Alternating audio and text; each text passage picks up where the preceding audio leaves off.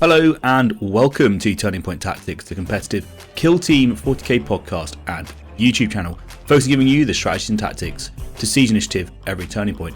I'm your host Ryan, and I'm here to talk to you today about the balanced Dataslate and give you my analysis and highlight what I think others might have missed. So let's get into it. Beginning then with the Commandos. So a couple of changes that they've introduced here for the Commandos. The first one being that the Sneaky Git tactical ploy has now been changed as follows. You can only use it once per battle, and that operative cannot have its order changed in the first turning point, i.e. from the infiltrate scouting option. I think initially people are going to probably think this is actually quite a significant change and it's going to really change the way the team plays. Unfortunately, I think it's just going to make them, so this only affects open board, just to begin with. And I think unfortunately it's only really going to stop the cheese that they have at the beginning against new players and catching people off guard. It will mean that their mid-board presence is slightly less, but what we'll come on to in a bit, I don't think it's going to have a massive impact on the way they're going to play. And the reason why I think this is, Commandos didn't need to use the Commando Knob Dynamite TP1 to really do too much damage to you. That was an option there, and at high-level play, what it was usually used to do was to force a suboptimal deployment from you. So it would make you spread your models out in a way that you didn't want to, into potentially exposed positions or whatever, so that you couldn't be hit by a massive dynamite.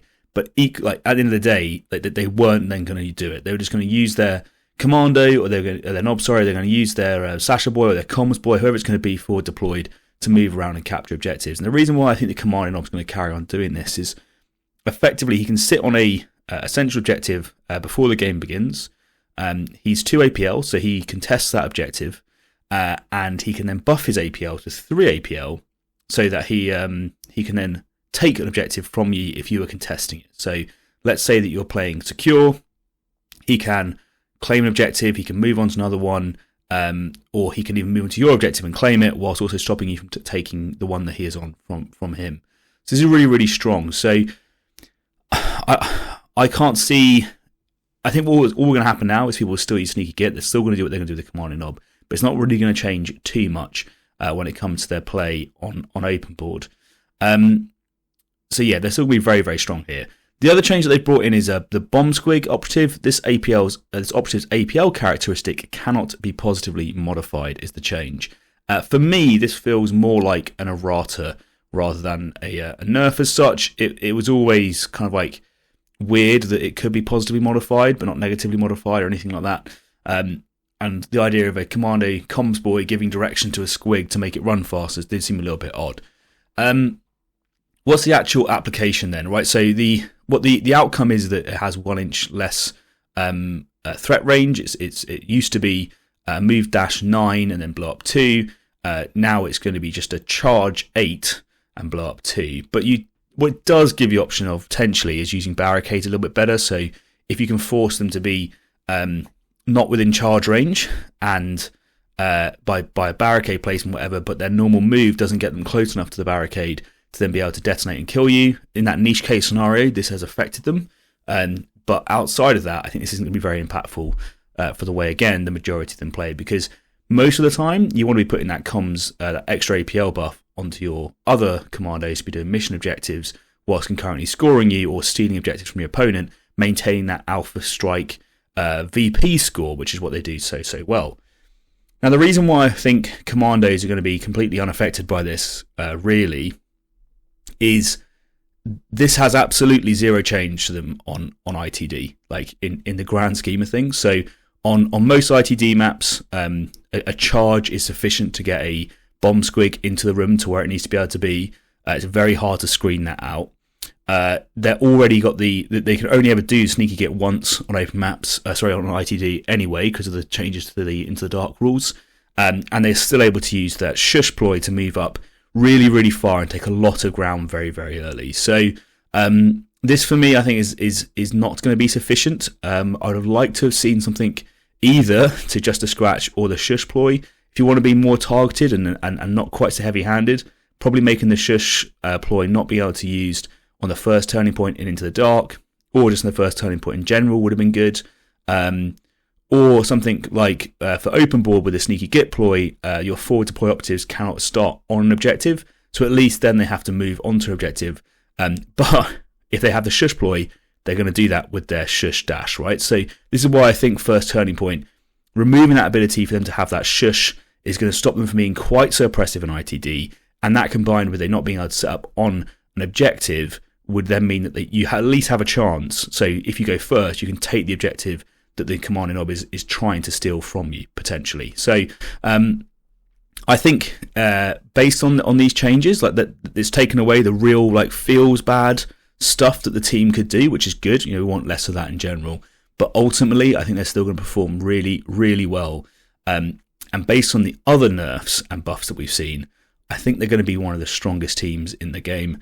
So I think the Commando meta very much is going to live on for a few months yet. So we'll have to wait and see. Maybe I'll be proven wrong. Maybe some people with some of the other teams are going to find some good counters to Commandos. But I don't think this is going to be enough to stop them from sitting on that top pedestal for a while to come.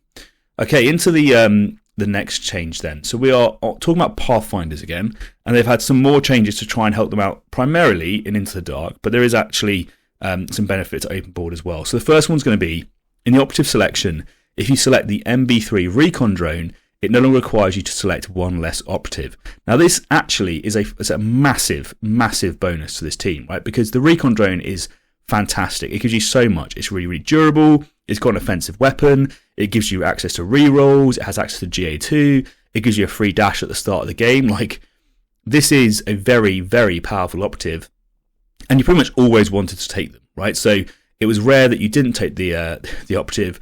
Only when the only reason you didn't is because you wanted more activations. Well, now you're going to have those activations, and you get the better operative. So this is really, really good for the team, and it's going to mean that they are going toe to toe in activations against Vet Guard and all those sorts of big hordes.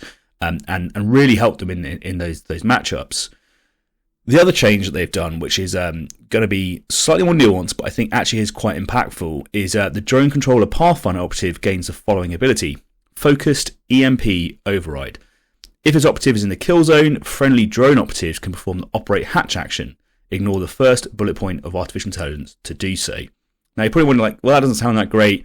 I may be taking like one or two drones. Why do I really care about this?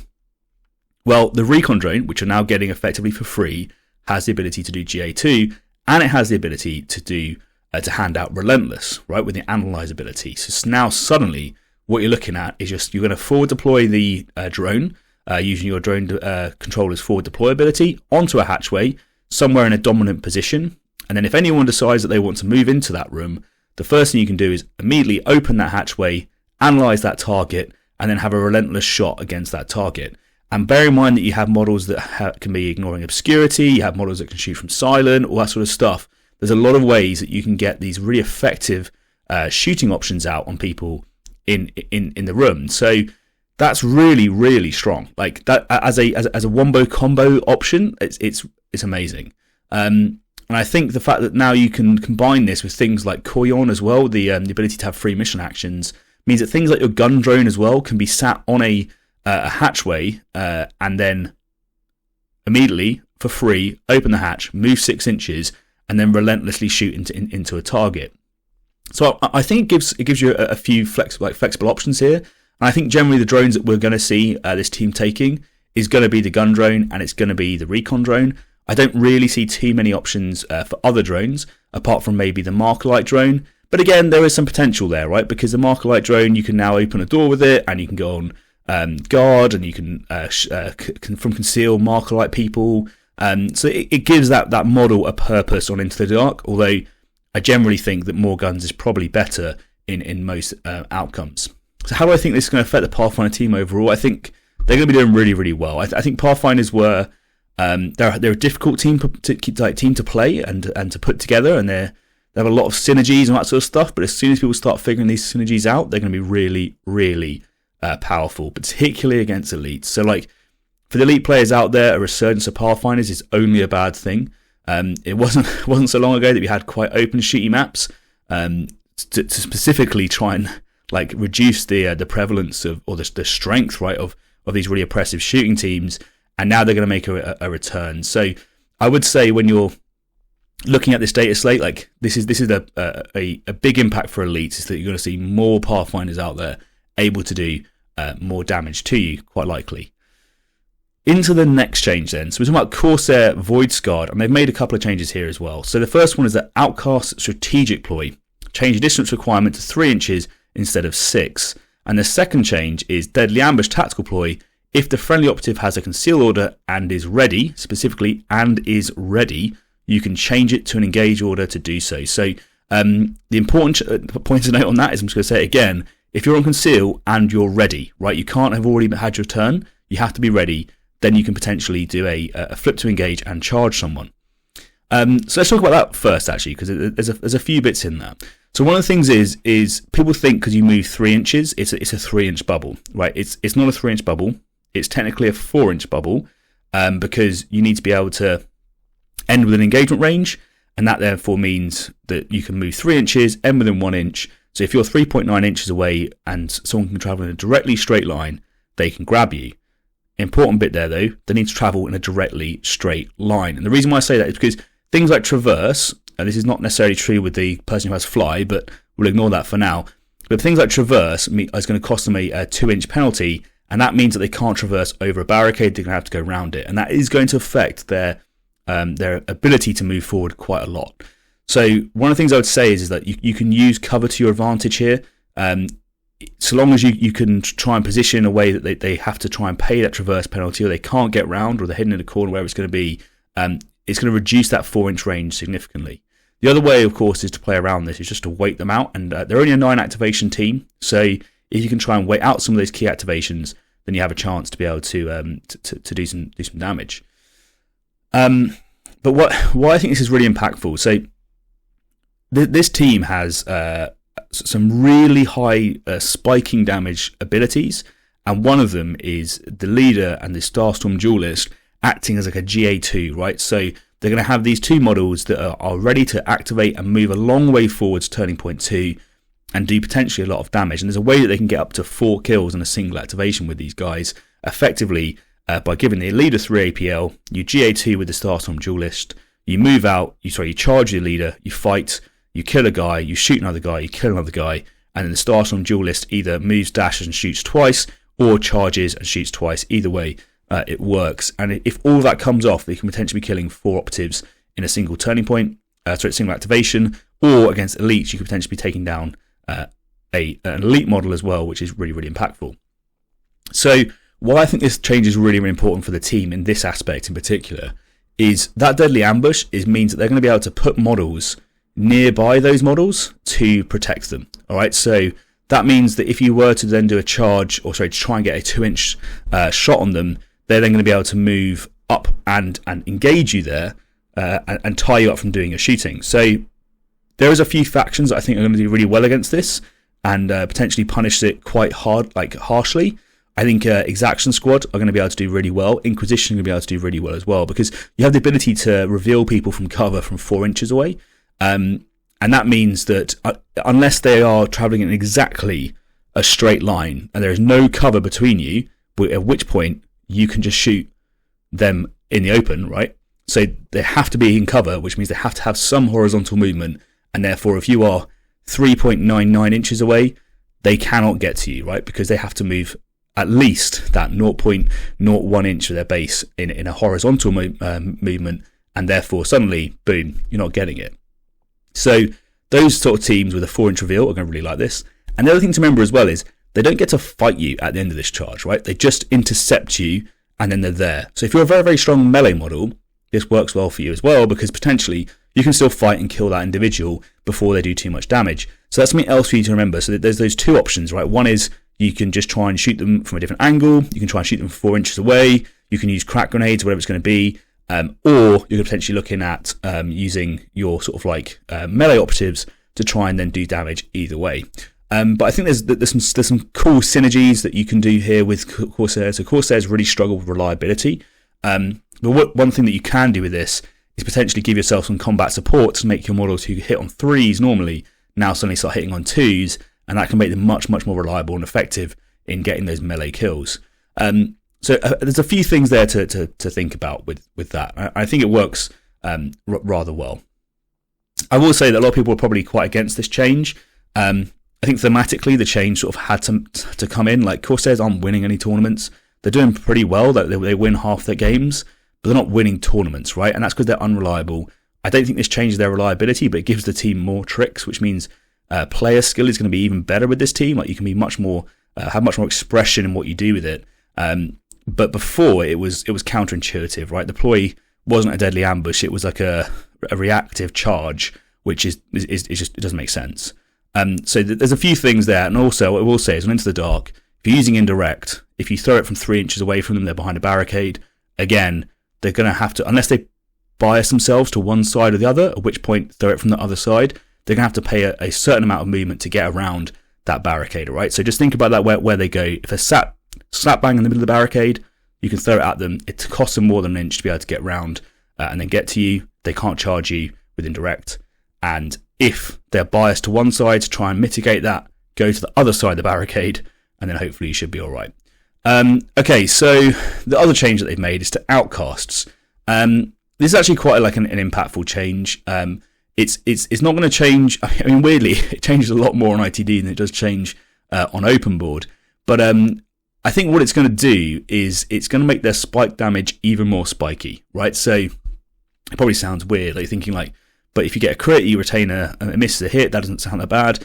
Well, the problem with this team is that usually either you're getting like your crits and your hits, or you're just getting nothing, right? So I think what's going to happen now is you're going to see like this very spiky roller coaster that this team has. But there is a way to potentially use it in a clever method to try and double up on some ploys, but it's very CP expensive.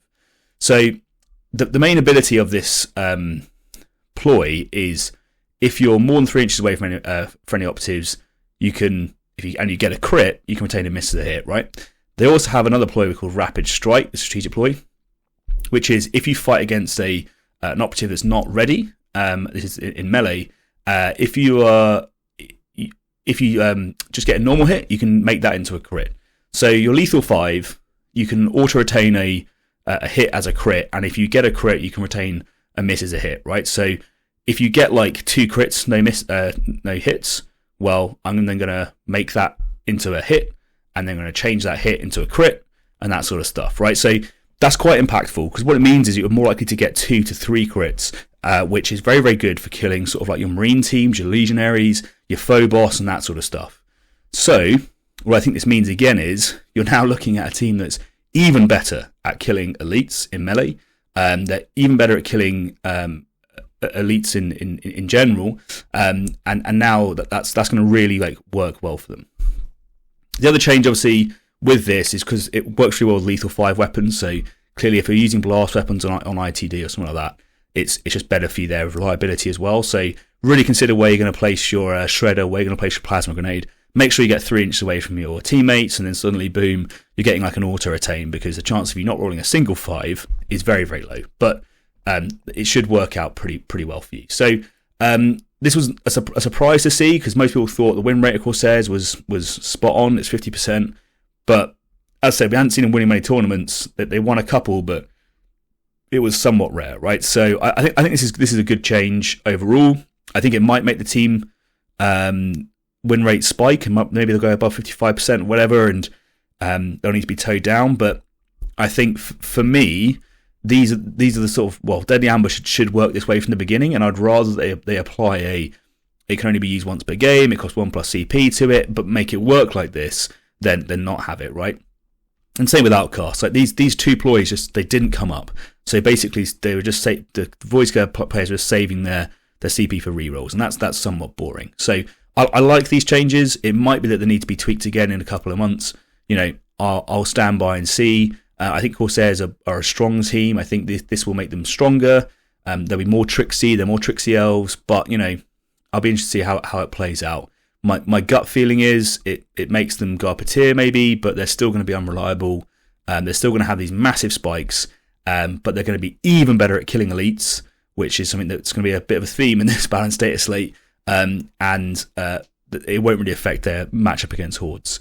Note that they don't like things like Pathfinders, by the way, who have loads of 4/4 damage weapons, and neither do they like people like Exaction Squad with loads of 4/4 damage weapons. So just keep that in mind as we go through the rest of these balance changes. Okay, so the next team that we need to talk about is going to be Hunter Clade, which If you're surprised to hear of a buff for Hunt's Clade, I am too. You know, I wasn't expecting it. I wasn't really tracking it. I didn't think they were particularly like in a bad place or anything like that. But actually, what I think they've done here, when I read it, is more look at internal balance rather than external balance. So I'll read the changes and then we'll talk through them and see what you guys think. But so change the protector imperative optimization to each time a friendly Hunt's Clade operative makes a shooting attack. In the roll attack dice step of that shooting attack, you can reroll one of your attack dice. This is a flat, really nice buff. It used to have 2 misses, now you have 1. Hunt's Clade shooting's just got better as a result on 1 turning point, which is really, really good. This, by the way, is in line with the melee buff that they had before. Correction, not buff. They're melee imperative. The other change then, change Bulwark imperative optimization to each time a shooting attack is made against a friendly Hunt's Clade operative, in the roll defense step of that shooting attack, you can reroll one of your defense dice. Again, just a flat buff to the defensive capability of that imperative, and quite nice to see. You know, like it was one of those things that I would say, if you're rolling 2 fails, reroll another one, you're like, okay, nice, whatever. But it wasn't an imperative you were looking to take very often. You know, it didn't come up. Your main ones were moving faster, better melee, and better shooting. And then finally, change the Bulwark imperative depreciation to friendly and Hunt's Clade operatives cannot perform dash actions. This is, I think, generically fine. It used to be that I think you had -2 to your movement, but now you're a 2 APL team, so basically what it's saying is the second time you use this, and you'll remember, you only get the depreciation the second time you use it, you're going to be limited to a move and a shoot, which is fine. Like, I don't think it's actually changed anything. If anything, it's a buff if you end up using it out of the blue, because now if you're reliant on this, you're now going to have an option to just move and shoot and get an extra reroll. So it increased your durability. Okay, so what do I think about these changes? So generically, just making the shooting better is a flat buff, particularly for their high damage AP weaponry, right? So things like, you know, the arc rifle, things like the plasma caliber, all this sort of stuff just suddenly just got a lot more effective. And also weirdly, like things like on their leader who hits on 2s, now the fact that if you just get 1 miss, you just get to free reroll it, again, massively increases that damage potential. It also lets you fish for like for your rending weapons if you wanted to, but overall it's just a flat like raw increase in the shooting capability of the team. Now what I will say about Hunt's Clade is they are particularly good at dismantling elites, because they have a bunch of guys who have either power weapons or rending 5 attacks like assassins, and they have a bunch of AP shooting weapons, right? So they have so many different ways of effectively killing elites. It's pretty scary, and now they've just got slightly better at doing that again, right? So this is bad news for elites. More Hunt's Clade in the meta means that elites are probably going to struggle, and I'll be interested to see how people play around it. But the usual methods for teams like Phobos to avoid this kind of like heavy duty firepower is by using smoke grenades. Well, they have an omnispecs to get around that. I don't really know what teams like Intercession do in this matchup, because it's a lot of AP, it's a lot of very high damage melee weapons, and they kind of beat you in each of those fields, each of those areas. So yeah, it'll be interesting to see. Like, it'll be interesting to see how many Hunt's Clade players come out of the woodworks, but they're definitely going to be looking a lot stronger. Not a lot stronger, a little stronger as a result of this change, which might bring more players back to them, because I don't think they were too far off the top teams really in the grand scheme of things. Okay, let's go to the next change then. It's a change for Wormblade, which is one I think people were expecting, because Wormblade haven't been performing too well over the last few months. And generically, I haven't really seen them at many top tables. I think they've done some like top 3s and that sort of stuff, but I haven't heard of too many wins with Wormblade. Because ultimately they're a fragile, complicated team to play, and there's a few, they have a few bad matchups, particularly in the elite department. So the first change that they've got, change second paragraph of Cult Ambush ability to the first time this operative performs either a fight or shoot action in each of its activations, if its order was changed from concealed to engaged during activation, or it wasn't visible to every enemy operative at the start of the activation, in the roll attack dice step of that combat or shooting attack, you can reroll any or all attack dice results of 1 result, e.g. results of 2. This, to me, is quite obviously a typo. Like, it should be, if it isn't visible to any enemy operative at the start of the activation, right? Like not every, because giving the team effectively better ceaseless, or better balance, I should say, like team-wide for the whole of the game, it seems completely nuts to me. And also scales really weirdly versus like elite teams, which again seems completely nuts to me.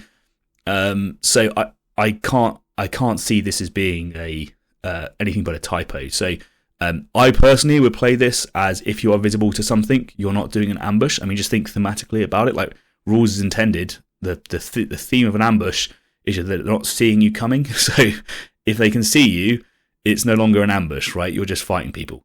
So personally, I know what Raw says, and I know people like to have a Raw versus Riot or rules intended debate, but I just think that this one's pretty clear cut. It's like picking up tokens with a dog debate. I understand the Raw, but I think the intent is clear. There's another change though for this team as well. So add the following to the Talon Operative's familiar foul sight action. Until the end of the turning point, each time this operative fights in combat with that enemy operative in the resolve successful hit step of that combat, the first time you resolve one of your successful critical hits, you can immediately resolve one of your successful normal hits, or a successful critical hit if you have none. So this is a buff to the Talon, a bit of internal balancing for the various assassins. Unfortunately, having played this team a few times, I generically don't think that the melee assassins are the best into elite teams. They usually just get bullied.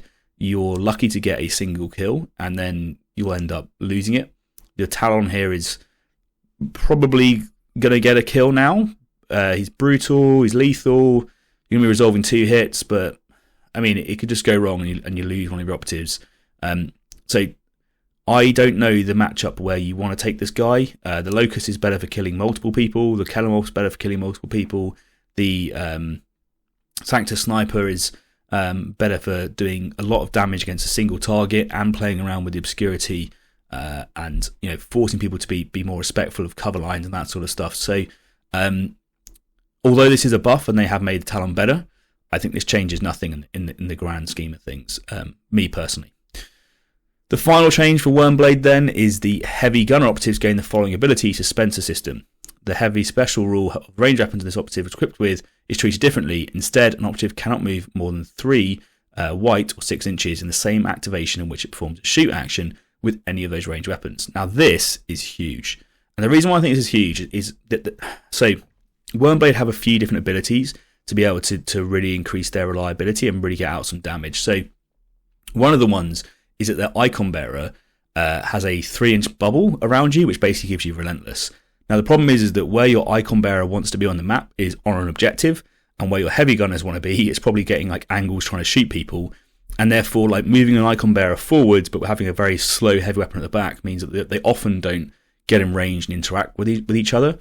But now suddenly you can do that, and you can do things like use the shortwave ability on the seismic cannon to be able to move within close range of an enemy operative, then hit them with that and get relentless from the signal strike ability, and that can be really, really strong. Or even with the mining laser or something like that, because like if you're hitting on 4s with relentless 5-6 AP1 against someone, that's very, very likely to get some damage through.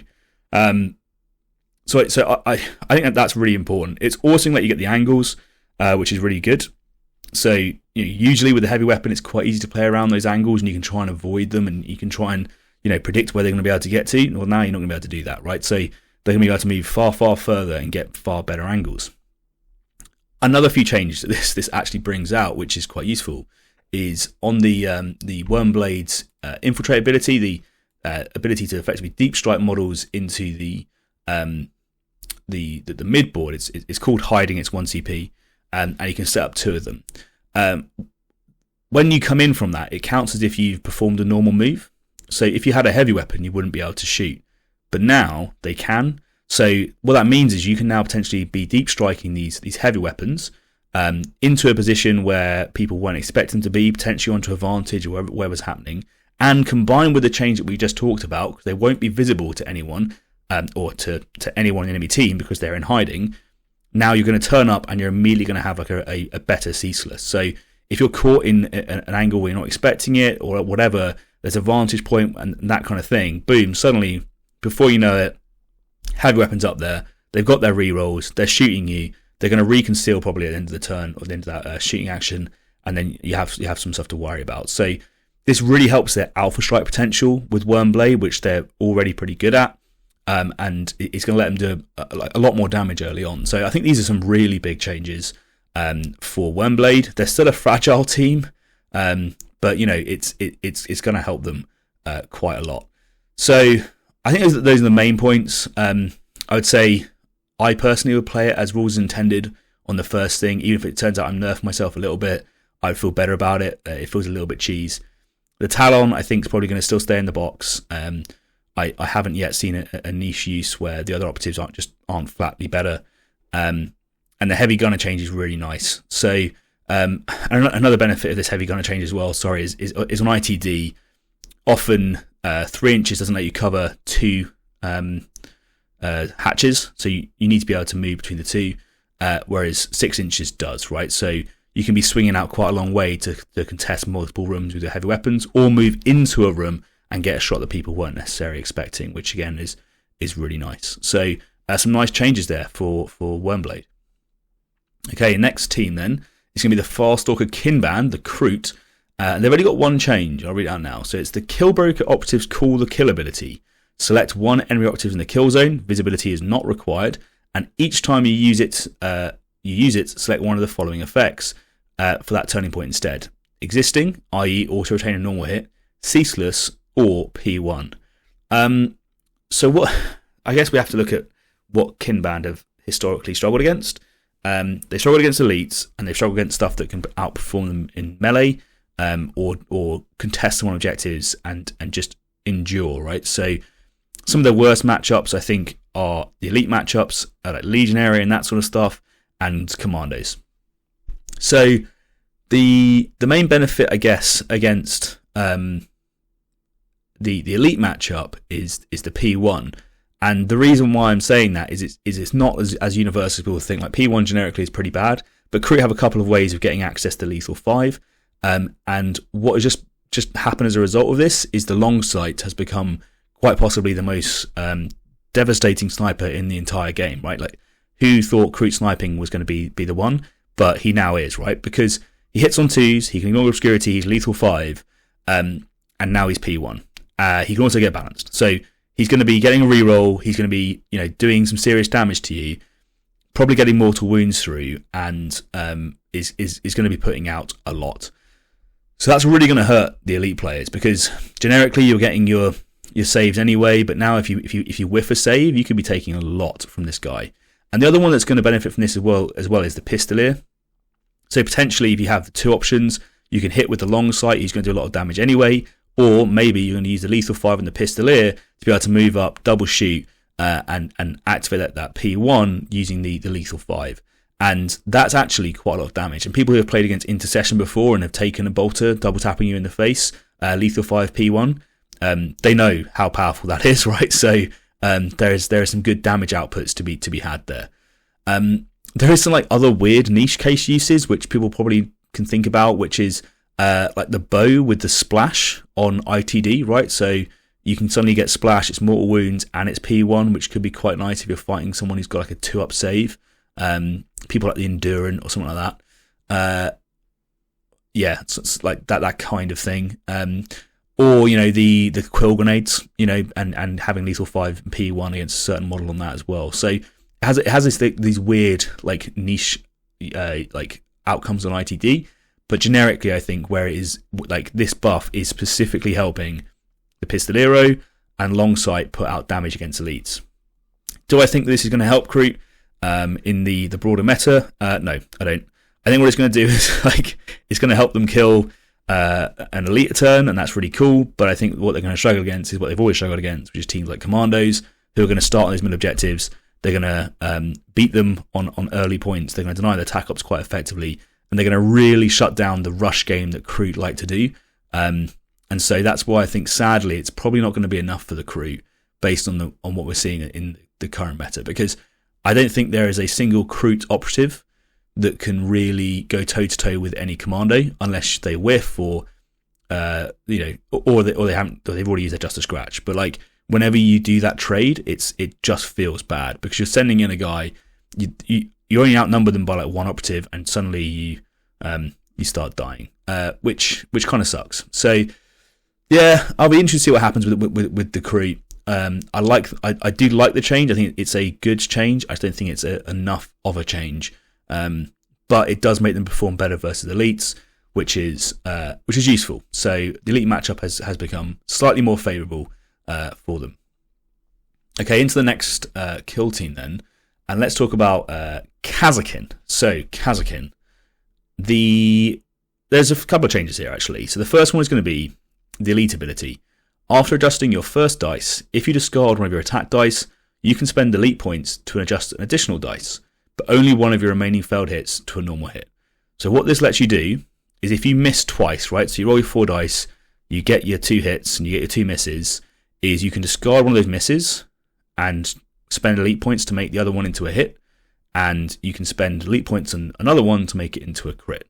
So it guarantees you, effectively, a crit and 2 hits, which is pretty nice. And the reason why it's pretty nice is when you're using like big AP weapons, it's guaranteeing you like a minimum damage through, unless people have vulnerable saves. So again, against like elites, the fact that they can now say to you, I'm going to force a minimum of, let's say, 10 damage with a plasma through, if because you can get a crit save maybe. Whatever you roll, and before I have rolled, like it is irrelevant based on the elite points, you will take that much damage is pretty significant. And with like, the melter gun, it's even more. That's fine. I think it's going to make their shooting really, really strong. And I think there is some synergies that I think people might have missed when it comes to how they could use this to their benefit against like horde teams as well, right? Because I think a lot of people are saying, well, this just makes them grotesque against elites, and it absolutely does. It makes them very, very good at killing elites. And I don't really know if you're playing in session how you deal with that, except from getting lucky, because now they're 8 wounds, your bolters are less effective, so you're probably not killing them in one round of shooting, but they are going to put back a heck of a lot of damage. So yes, it's bad for elites, but for I guess like I'm trying to think of ways to make this team playable against your horde teams or whatever it's going to be. And I think what this has is it does have some synergy with like the long range scope, right? So it's 2 equipment points, and each time a friendly operative makes a shooting attack with a weapon, if it's more than 6 inches from it, in the roll of that attack dice for that shooting attack, if you retain any critical hits, the weapon gains the no cover special rule for that attack. Now, the reason why I think this is good, right, is because whenever your standard hotshot lasgun shoots at someone, you can now effectively guarantee yourself a crit and 2 hits or better, right? And if you're hitting a guardsman with a crit and 2 hits, then that becomes really, and no cover, that becomes really likely to kill them. They're looking for a 5-up save. They're probably going to get 1 on average, but you're forcing through 7 damage. If they're lucky, they get a 6, right? And they live on 1 wound, but potentially there you're guaranteeing it. Now, also, let's say that you roll a natural crit when doing this. You can now force that up to 2 crits and a hit, and that becomes really, really powerful. So things like the long range scope, which I think a lot of people were maybe poo-pooing before, I think actually is kind of better now, right? It's kind of better now. So like, what I think that's important, because I think the demo trooper might not see as much time on the battlefield anymore, because I think in those matchups you don't really want him. But maybe you're taking 2 troopers instead to give yourself more elite points, because you're going to be spending a lot more to guarantee these shots, right? So that's pretty interesting. It also gives you a bit more CP to play with when it comes to your actual ploys, because you're not using them on the rerolls anymore. So maybe you can use them there instead. So that's some quite good changes. I think it's going to be really, really strong. I wasn't really expecting it, to be honest. I think it makes the elite matchup, I don't want to say unplayable, but like if your elite's going into Kasrkin, then like it's going to be absolutely horrendous trying to force through that minimum damage. And I think what it does now, we're having the chat, at the Warhammer World Championships, whatever, and we're talking to Mateusz from Poland, and Chris and I were having the chat, and they were the belief that Tzeentch was the answer, right? So 4 vulnerable saves for legionaries was the answer. as the best way to play it because it helps you with your worst matchups. I would say if you're running Nurgle and you go against Kasrkin, like you're dead. Right? There's nothing you can do. It's as gross as the Breacher ability to do the guaranteed blitz melter, but they can do it at any time. So they can do it at the end of a turning point and guarantee that you take 12 damage. That is insane. Like, that is so gross. It's an auto delete against one model, and it can be a huge amount of range because they can be 3 APL, and they can do it to another model the next turning point with an initiative reroll. So, that is just grotesque. So you have to take Tzeentch. Like, you absolutely have to take Tzeentch now. Based on the wider meta we're looking at, if you don't have an invulnerable save on your elites, you're going to die. And I don't really think that there's a way around that, unfortunately. Okay, there's another change for this team as well, which is change the second sentence of Recon Troopers, Operatives, Warden, or Specs action to until the end of the turning point. Each time a friendly Kasrkin operative makes a shooting attack, the enemy operative is not obscured. Now, I'm pretty sure when reading this, what that means is it's lost the original ability that it had before, which was you effectively weren't in cover, and it was kind of pointless, if I'm honest. It helped with a bit of synergy with some of the what's the phrase? Like ploys that you had to use, right? So it helps a little bit get those ploys activated, but generically, I don't think it's gonna. It doesn't do that anymore. What it does though is obviously give you access to ignoring obscurity, which is really, really useful. It also just means you don't have to see them, so it's kind of like a super like Auspex. You don't have to be visible, you don't have to be within 6 inches or anything like that. You just nominate a model and the whole team has ignore obscurity against it. If, for instance, you were going into Season 3 and you have a map pack that's going to have loads and loads of obscuring as a problem set to solve, that's really, really useful. What it does do, again, is scale really badly against elites rather than against horde teams, because Horde teams I don't really care too much, but against elites, this really hurts, and gives a team-wide ability. So this is fine. I think this is a good change for the operative. It was kind of a bad operative before. Now he's pretty good. I think you're taking him every time, and I don't really see why you wouldn't. The final change is the foregrip equipment. Gunner and sharpshooter operatives can be equipped with this for 2 EP, and it works with range weapons on their data card. So this is just really good for ITD, right? So this is only affecting ITD as far as I'm concerned. I don't really know when you're using it outside of that. If you're getting Overwatch with a 10-man team, generically it's not going too well for you, so I wouldn't worry about that too much. There is some niche cases against 12 activation teams where you might want to try and do like a double kill with a heavy weapon or a special weapon, but personally I think you want to be just keeping them safe. But if you want to play risky and do that kind of thing on 20.1, then go for it. But this mainly affects the guard action on ITD and means that you can be getting, again, a guaranteed crit and 2 hits against whoever like comes around a corner, which against a lot of teams is just brutal, right? So you can go into a room and it's not like let's roll dice, like I'm going to roll 4 dice and look for at least 2 4s, and even if I get 1, I'm going to discard 1 and modify the other 2 just by spending elite points. So the teams become really elite point heavy and hungry, but it's going to vaporize models off the table. And there's times where you won't even need the crit, right? Like there's times where just 2 hits is going to be sufficient to kill models, and they're going to do that. They go really, really well. So this helps them on ITD an awful lot. So I guess the main takeaway from this is that the team now is like insanely elite point heavy. They were before. They have a lot to spend, but they're even more elite point heavy than before. I think the standard tactic of killing the leader and trying to remove that elite point generation works, but they're going to be more cagey with their leader to try and spend it. And I think we might see more troopers switching out for the demo mine, and potentially against melee hordes. Also, the medic might just get switched out for another trooper. So you might see them running around with 3 troopers to try and increase their combat efficiency when they're going against teams that don't have shooting potential, or when they're just trying to go against a team that sort of outnumbers them. And I think that's probably some smart changes for players using them, and I'm interested to see how they work out. But this is going to make them gross against elites and better against everything else. And hopefully their shooting will be enough for the Emperor and for Cadia, but we'll have to wait and see. But it looks pretty good, pretty solid buff for the Kasrkin team. Alrighty, next then we are into Exaction squad. So there is 3 changes with the Exaction squad, and they are all pretty big. If I'm on, well, yeah, they're all pretty big. So the first one is going to be the Execution Order Tactical Ploy, 0 CP the first time you use it during the battle, 1 CP thereafter. You can use it more than once. Select one enemy operative in the kill zone. Line of sight is not required. Hallelujah, right? Like, this is fantastic for this team, because now, versus Elites, where they always struggled previously, you can now get your Relentless off on turning point 1, you can get Relentless off on turning point 2, turning point 3, turning point 4, right? So it now means that your long-range gunners actually have some like hope of doing some damage. The grenade launcher suddenly now might make an appearance, because it just makes more sense to do so. It also has a very weird side grade benefit, which is going to play into this next buff as well. But what it does is it gives your melee operatives Relentless as well, right? So one of the issues that with the shield guys have always had is they hit on 4s.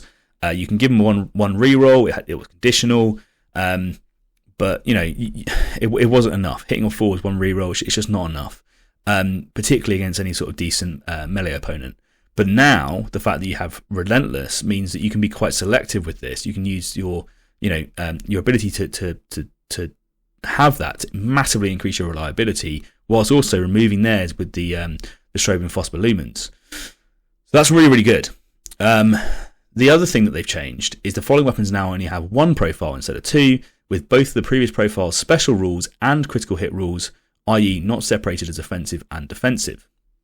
The Proctor Exactant's operatives Dominator Maul and Assault Shield, and the Subductor's operatives Shock Maul and Assault Shield. So what this means is you now have Lethal 5, Stun and Shield, or Stun and Shield on all your guys. This, combined with your Relentless ability, is really, really strong. And before, there was like some cases where I think you probably wanted to take the shotgun guy, and maybe there still is against teams like Galapox or something like that. But in fact, no, I tell a lie.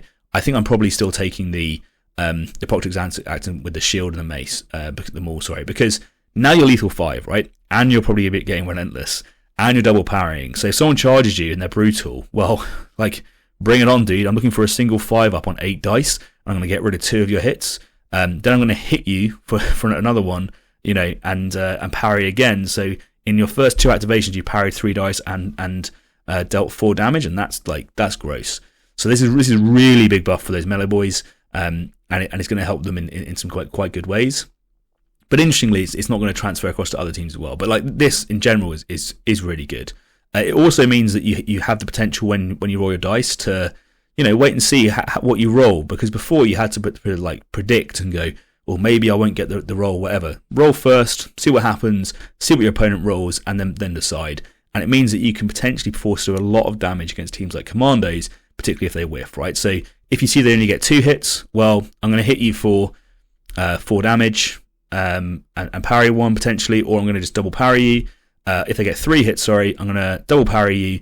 You hit me once, and then I'm going to just waylay into you, whatever it's going to be, or 4 hits or whatever. The outcome's the same, right? So suddenly you're going to be doing like 12 damage to a Commando, and they're going to have to be using their Just to Scratch. So that's really, really big. Next, Proctor Exactant's operatives deploy Nuncio Aquila action is now 0 AP. Now this again is huge. If you've played the team a lot, you know exactly what you're doing with the Proctor Exactant. A lot of the game is played around getting him into the right position to deploy that Nuncio Aquila and give you the objective control that you need where you need it. Now you have that. So you can just turn up and move dash onto an objective where you used to be able to get to and deploy Nuncio Aquila. Or if it's a loot objective, or if it's a secure objective, you can move onto that objective and deploy Nuncio Aquila and secure it or loot it. This is really useful, because before you had to comms buff, we had to do something like that, or you had to take the risk that your leader could just be killed at the end of turning point 1 or before he activates turning point 2, and suddenly you don't have your Nuncio Aquila for the rest of the game, and that's really, really impactful. So this is a massive bonus for the team. This is very, very useful, and it really increases the APL efficiency of your Proctor Exactant, combined with the fact that he's now getting Relentless against target he wants to. This is big. So I think you want to be keeping this guy alive, but you want to be getting that Nuncio Aquila out there early. You want to be trying to, work with him a lot. Your team synergy is going to be focused on this leader model, but they're going to be really, really strong and really, really durable. 9 wounds, attacking first, lethal 5, stun, probably Relentless, or at least 1 reroll. hitting on threes, you're going to be good. So this is a really nice change for the Exaction squad.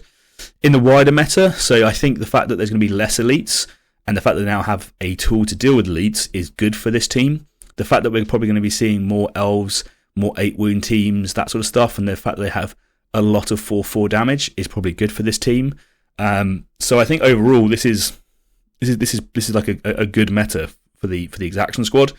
I think they're going to be doing well. So yeah, and they I wouldn't say they have a good matchup into Commandos, but they don't have a bad matchup into Commandos, which is kind of like a weird way around it. But with their shield guys now, and the fact that you can make whoever's forward deployed have relentless against them, it means that that the chances of them getting a kill against one of the shield boys is actually pretty low. And instead, more likely they're just going to be sat in the open and fighting a guy and now everyone has P1 against you. So that's pretty good. There was one thing I was going to say about the Proctor Exactant, which is pretty nuts, really, when you think about it. If he gets charged by an Assault Intercessor, he's going to fight first, and he's going to parry twice. And then, so he's going to do that. Let's say the Assault Intercessor get 4 hits, and let's say you get 4 hits because you're relentless, right? So you both got 4 hits, away you go. He parries twice. Assault Intercessor has 2 hits remaining. Assault Intercessor hits him for 4 damage. He then hits him again with a normal hit, which is stun, the critical hit, which is stun, which parries his remaining dice. He's now done 4 damage. The Assault Intercessor has done 4 damage. He then hits him in for the remaining 2 hits, and he's done 12 damage with Assault Intercessor. He's now 2 wounds remaining, and the Proctor Exactant is still 5 HP. If the Assault Intercessor chooses to fight again, they just die. If they don't choose to fight again, you can then use the 1 CP ability that they have to just fight them anyway. So, like, if you charge this guy and you don't kill him and you roll badly, you're looking for like 5 hits with your Assault Intercessor. Like, it's just not going to happen. And if they're relentless against you, they're going to do exact punishment and they're just going to kill you. So, like, you have to be really, really careful when charging this guy. Like, unless you are some sort of melee god, or have the ability to fight first against him, he's probably going to kill you. And the fact he's 9 wounds makes him like a really rough breakpoint for things like the Shrive Talon or anything like that, because unless you're Slanesh and you have +1 crit damage or something like that, you're not doing sufficient damage to kill this guy. So just be really careful when you're charging at Proctor Exactant, because if you get it wrong and you whiff, he's then going to fight you first and he's going to kill you. And he's probably going to do like a minimum 16 damage, which is absolutely nuts. But interesting to see, right? Interesting to see. Okay, there's a few other changes. So we're getting to like close to an hour, so I should probably speed up with this. Let's start with the Fellgor Ravagers. Okay, so Fellgor Ravagers. While a Fellgor Ravager operative has a frenzy token, treat its APL characteristic as 1 after all modifiers for the purpose of determining control, e.g. objective markers. Okay, so this is just a flat buff on the previous nerf that they had.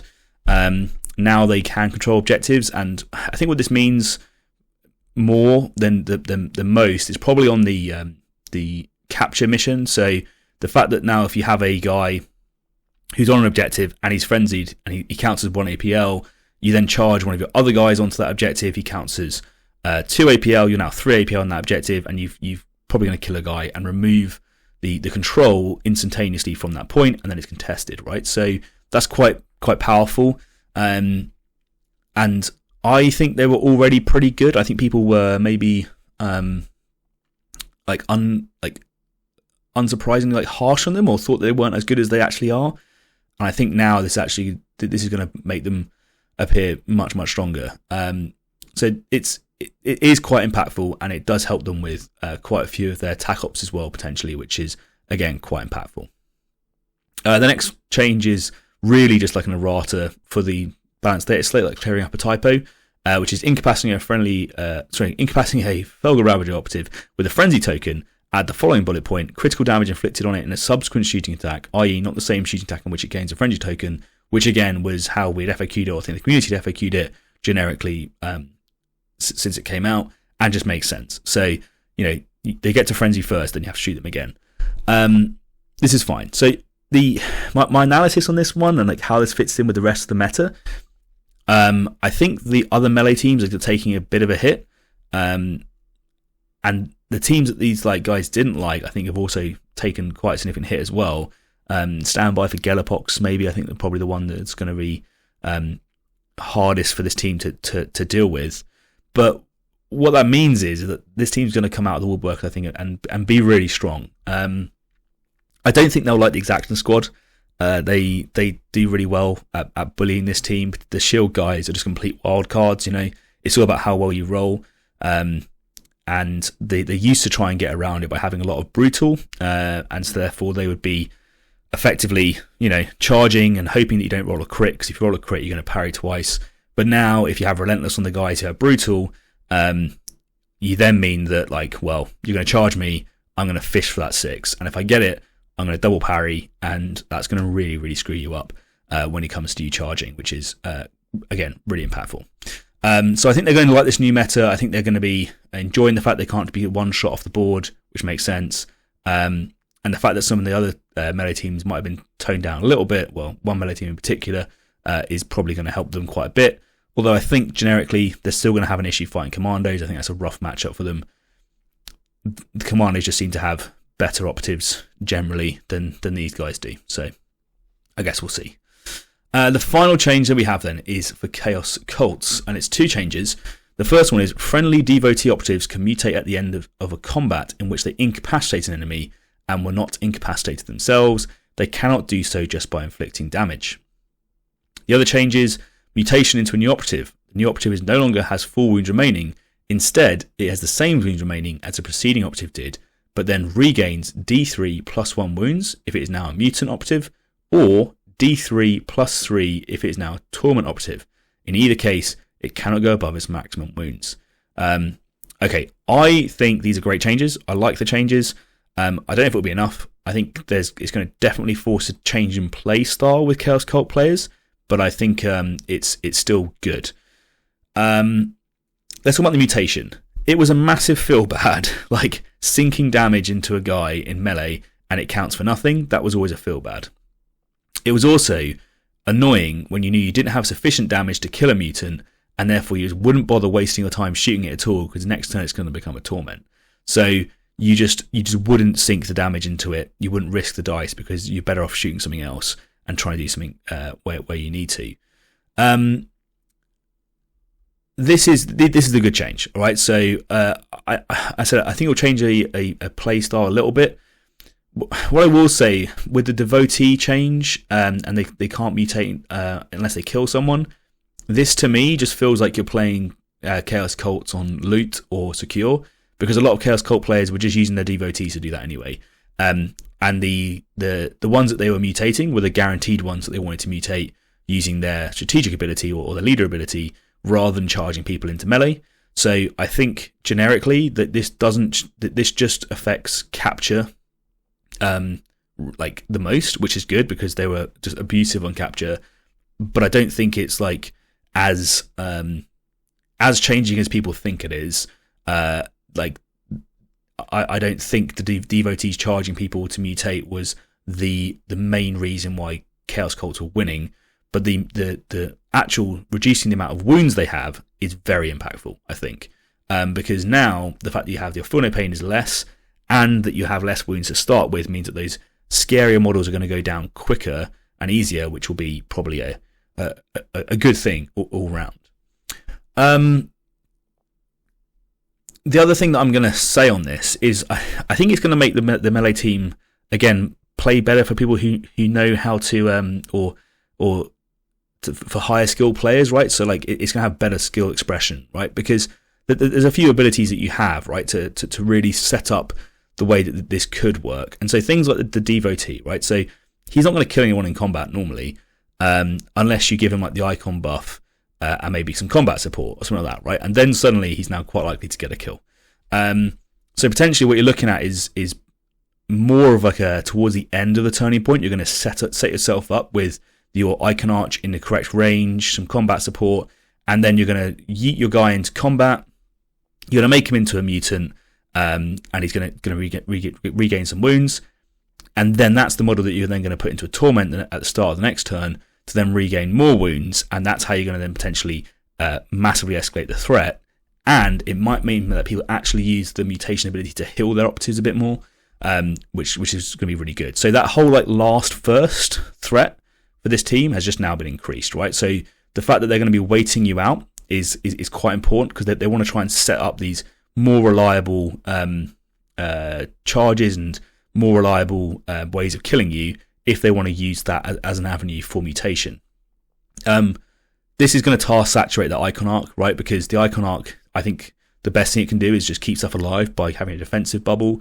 But now potentially if they want to try and do that, they're going to have to use an offensive, and that's probably going to hurt them. So it's going to be impactful. It's going to mean that they have to think about their sequencing more, and it's going to mean that if you can cut down their activations, it's going to help you out significantly, right? So what you don't want to do is be fighting like a 12 activation team and let them be waiting until the very end to dictate when they do this and where they do this.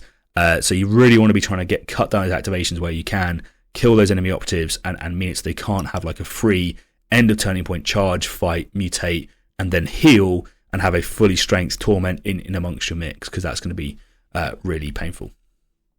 Okay, finally, the last change I want to talk about is the Inquisitorial Agent. You'll see that on the balanced data slate, there is no changes. However, this team is intrinsically linked between some of the other teams that are on here, so Kasrkin and the Exaction squad.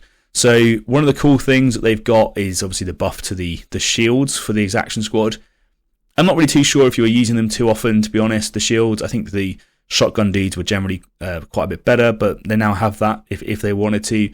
And they do have multiple abilities to auto-retain a crit, so they can use a Mystic, they can use the Malacator as well. And that means that they have multiple options there for that. Apologies. The other benefit they have, obviously, is access to the Warden Law specs, which now means they can ignore obscurity. I think on some maps, potentially the new maps, that could be really impactful. More so than the cat was, and it's easier to set up than the cat. But I think still having those multiple operatives is probably the better of the options most of the time. So they have had some changes. They are better as a result for it, but I still think Breaches are going to win it every day, and I can't really sadly see when Breaches aren't going to win it in their current guise or formula, because they're just more effective as it goes. So overall summary then, what I think about this meta. I think from what we've seen, it's going to be a bad time for elites. I think the days of Nurgle and Khorne are gone. I think it's now Tzeentch and Slaanesh. I think that we'll see more Kasrkin players, more Exaction squad players. I think as a result of there being more Kasrkin players, you'll probably see more of the elves coming back, potentially with those new elves coming in as well. And therefore the ability for like teams like Exaction squad will probably be like, it'll probably be that like quite good for them. And they'll probably enjoy that quite a lot. Commandos are still going to be on top. They have absolutely no issue with any of those teams. They haven't really been changed at all in the grand scheme of things, and particularly on ITD, they're going to really enjoy it. And so therefore, really, it's going to be the Exaction and Commando meta is my like complete hot take based on like my a couple of days of having read the data slates. I think Kasrkin's going to be really good as well, but I think they're still going to struggle into those two teams, particularly because, well, we know that Commandos can just scratch stuff and they can auto-retain saves, so you can't guarantee a kill, and then it's going to cost you whatever threat you just throw out there going forwards, and they have activation advantage on that team as well, and the Exaction squad have a lot of 4/4 damage, so if you fail your 4-up saves, you're going to be in a lot of pain. It's going to be a massive dice game on that one, I think. So I think I covered off all the changes. Let me know what you think though in this scenario, because that's kind of like my hot take. I think the buffs that have gone out are going to make those teams significantly stronger. There's probably something that I've missed. There's probably something that you're looking at going, why haven't you mentioned this? Or actually you've got this completely wrong, and Kasrkin is still going to be really, really weak because of X reason or Y reason. Or maybe it's Chaos Cults are still going to reign on top because you can still play around the changes.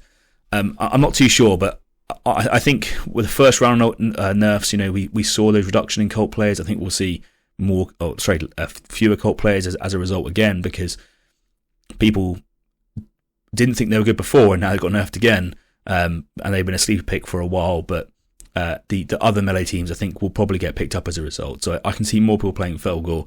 I can see more people playing Gelapox. And I think, unfortunately, it's kind of like RIP for the elite meta, because there's just so many ways for you to get punished now, particularly with Hearthkin Salvages, particularly with Kasrkin, and even the teams that had, I guess, like bad matchups against you now have somewhat slightly better matchups. So like Exaction Squad used to be a guaranteed win, now they have some play against you. And Kroot used to be a guaranteed win, but now they have some play against you, which is going to just hurt you, I think, going forward. So some really interesting changes there. Okay, well, I think that brings us to the end of the episode. So hopefully you found something new or useful while listening. And if you did, throwing us a like would be greatly appreciated. If you want to make sure you don't miss any episodes, make sure you hit the subscribe button to get notifications as soon as the next one drops. That is a great way to help a small channel like ours.